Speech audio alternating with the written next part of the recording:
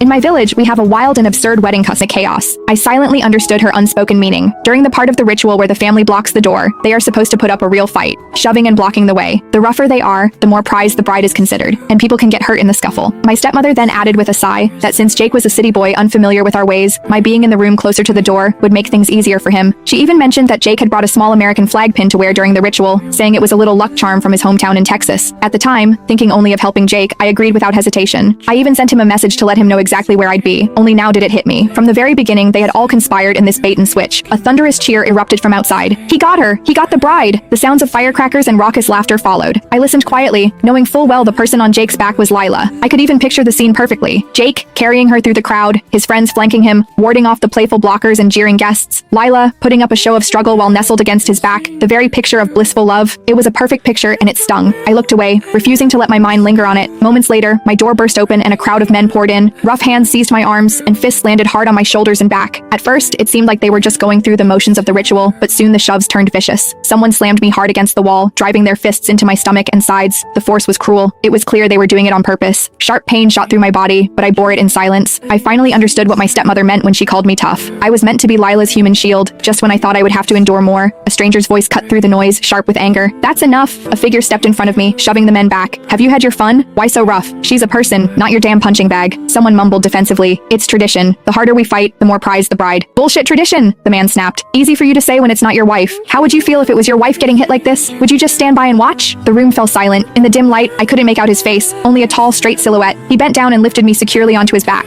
I heard grumbling behind us. Men tried to block our path and threw things, but his steps were quick and sheer. He kept one arm securely under my legs, making sure I wouldn't fall. After we crossed the first ridge, he paused to catch his breath. In the distance, a line of torchlight was getting closer. It was the other party. The flickering flames lit up the face of the man in the lead. It was Jake, and nestled on his back was Lila. They were laughing together as his groomsmen hooted and hollered for them to kiss. From my perch on the stranger's back, I watched them draw closer. The torchlight swept across my face, and for a split second, Jake's eyes met mine. Then, without a hint of recognition, he looked away, turning back to laugh with his friends, his gaze on Lila so tender it seemed to pour right out of him. In a daze, my mind drifted back to the first time we met, 3 years ago. I'd come back to the village to see my father, and Jake had hiked over 2 mountains to find me, his shoes worn through, his heels bleeding. When I asked if it hurt, he just scratched his head and gave me a goofy grin. Anything for my wife, he'd said. He was a pampered city boy, yet he'd willingly trek deep into the mountains just to see me. One rainy day, he showed up at my gate soaked to the bone, but the candies he held in his coat were still perfectly dry. I called him a fool, and he just smiled, pressing them into my hand. I was worried you'd get tired of waiting. Back then, holding those warm candies and looking at his dripping hair, I knew with absolute certainty he was the one. But now, the smile he gave Lila was the exact same one he once gave me. Not a single thing was different. The shift probably started 3 years ago, after my father passed away. I was devastated, on the verge of a breakdown, and Jake canceled all his work to stay with me in the village for 2 weeks. Before he left, he held my